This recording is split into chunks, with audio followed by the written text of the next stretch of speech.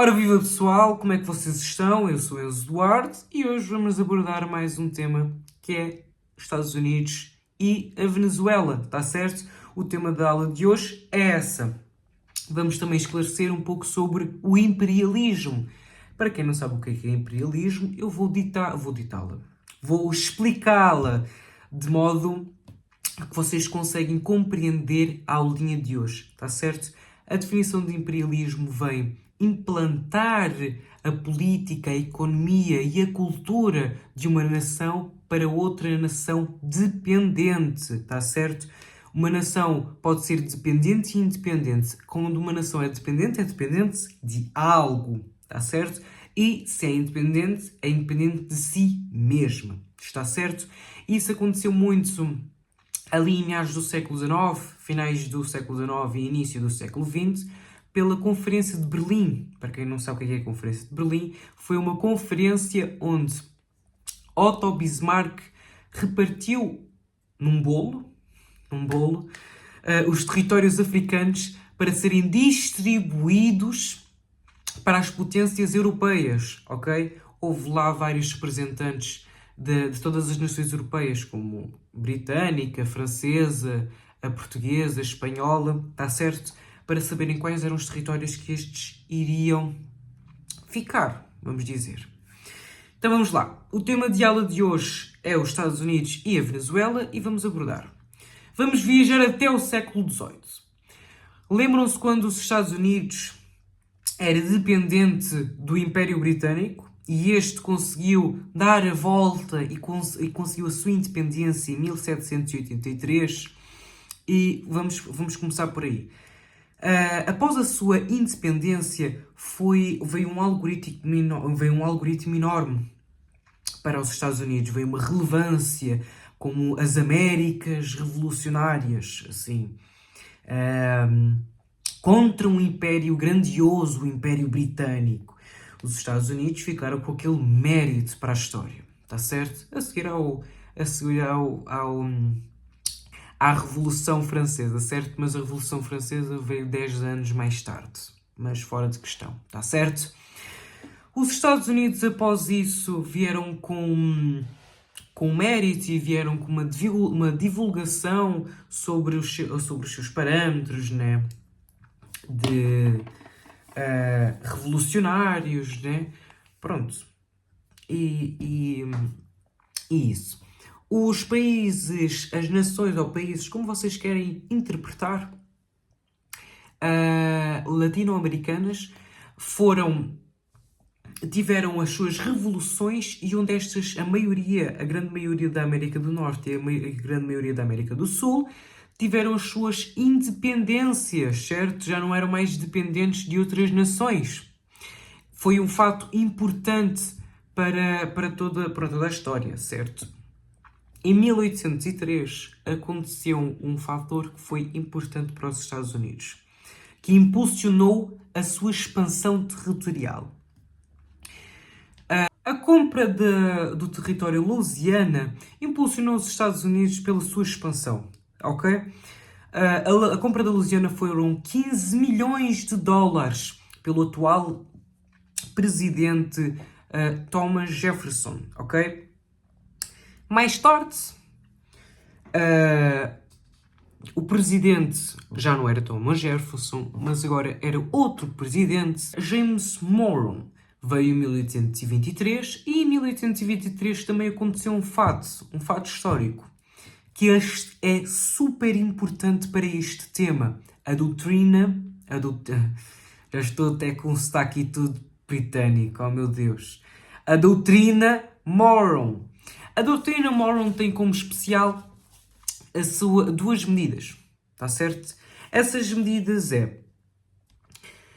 o continente americano não deveria ser palco da colonização europeia, porque como as nações latino-americanas estavam a ser independentes,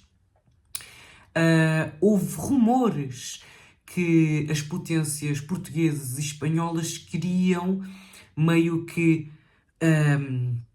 como um fato histórico, né? uma relíquia histórica. Estes não queriam que as suas antigas colónias não fossem independentes e fossem independentes ainda do seu berço, né? Que pode ser a maioria é espanhola e o Brasil como um todo, um país grande, com uma expansão grande, Portugal.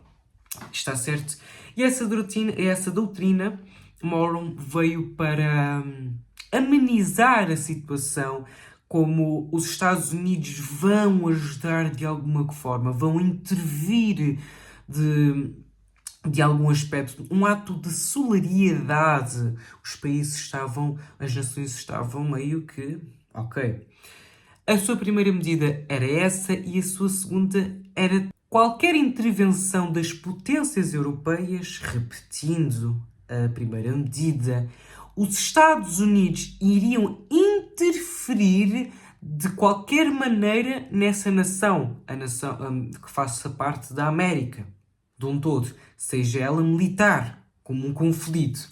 Está certo? Então os Estados Unidos vieram impor-se desta maneira. Visto que os Estados Unidos poderiam ter um receio, como se fosse uma atitude hostil dessa nação europeia. Pode ser não só a europeia, mas pode ser asiática, compreendem, africana, mesmo a África sendo palco pronto, né? Sendo palco de expansão territorial, né? Com o crescimento económico e militar, os Estados Unidos ganharam mais relevância, dando credibilidade à doutrina Moron. Os Estados Unidos, com esse crescimento, vieram a esclarecer e meio que ajustar aqui estes parâmetros que, com as medidas da doutrina, que estes poderiam sim intervir e deveriam ter capacidade sim de intervir. Conseguem compreender? Caso este ajudou os Estados Unidos a intervir em qualquer nação, este é um parâmetro importante, em qualquer nação latino-americana, está certo? Latino-americana, como vocês quiserem, certo? Esta também deu origem à guerra contra os Estados Unidos e o México. Esse é outro lado histórico, mas também impulsionou este conflito. No início do século XX veio um complemento importante, o Colório Roosevelt. Porquê que tem esse nome? Por um motivo. O atual então presidente era Theodore Roosevelt. Este afirmava e impunha que em qualquer situação os Estados Unidos poderiam intervir nos países latino-americanos. Está certo? Agora não era por causa das potências europeias que podiam intervir ou algo do género, já que eles ficaram com um pouco de medo por causa dos Estados Unidos, pelo seu avanço da economia, pelo seu avanço militar, deu um aspecto importante aos Estados Unidos. E como os Estados Unidos estavam a ganhar mais relevância e poder, estes também disseram que em qualquer situação, em qualquer parâmetro que aconteça nos países latino-americanos, os Estados Unidos sim deveriam intervir como um direito especial nesses territórios, ok? A doutrina Moron, um fato importante, a doutrina Moron perde discurso e se transforma em uma política prática de intervenção, ok? Importante. E com este parâmetro todo veio a doutrina novamente, com o nosso tema principal do vídeo, a Venezuela. Os Estados Unidos interviram de duas maneiras a Venezuela. A vigilância constante nesse território e administrado pelos Estados Unidos. E a segunda era com a exploração e a descoberta de petróleo na Venezuela, os Estados Unidos vieram reformular a sua doutrina e esclarecer que os Estados Unidos também podiam intervir nos interesses económicos, ok? E se caso Essa nova maneira veio com uma política, e essa política é a Big Stick. Vou deixar aqui o seu significado, e essa política dizia que se os Estados Unidos achassem que alguma má administração de forma económica, os Estados Unidos também podiam intervir. Agora os Estados Unidos têm o olho gordo na Venezuela por causa dessa nova descoberta, o petróleo. A partir assim do século XX, quando veio essa exploração da Venezuela por causa do petróleo, a Venezuela foi vista como um país onde exportava maioritariamente petróleo aos Estados Unidos. As empresas americanas estavam a comprar petróleo, também por causa da Primeira Guerra Mundial e também por causa da Segunda Guerra Mundial. Mas veio como um ato de subordinação ou até mesmo independência sobre a Venezuela. Por qual motivo?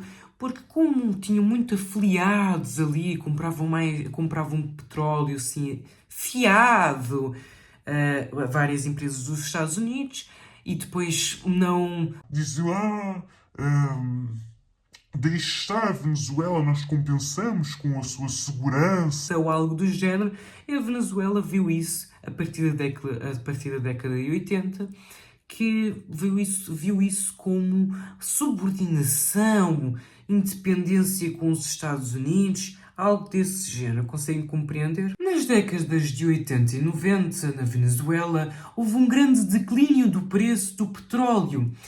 E este declínio envolveu uma massa de desemprego. Por qual motivo? Porque o BIP da Venezuela vinha da riqueza do petróleo quando era exportado, certo? E com isto veio uma massa de desempregos e veio também um suposto rumor da corrupção venezuelana. O nome importante desta corrupção é Hugo Chávez. Hugo Chávez tentou dar um golpe militar à Venezuela, mas sem sucesso. Este foi preso e anos mais tarde foi libertado da prisão, foi liberto.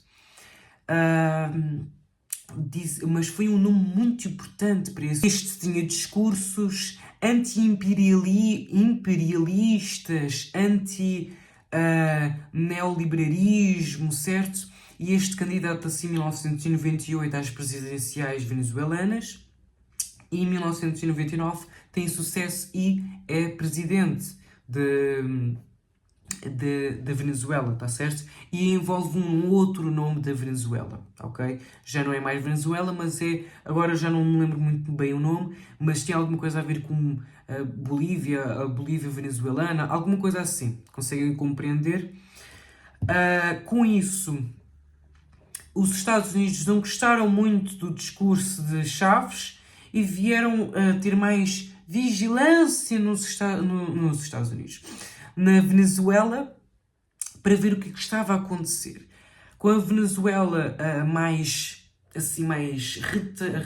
retardado com os Estados Unidos, não tão amigável, amigos assim afiliados, a Venezuela teve mais contato.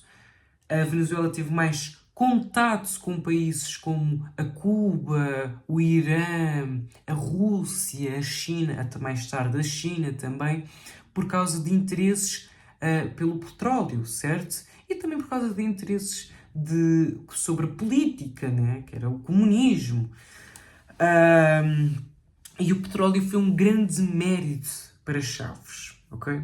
A capital de Washington, onde fica a Casa Branca, detestou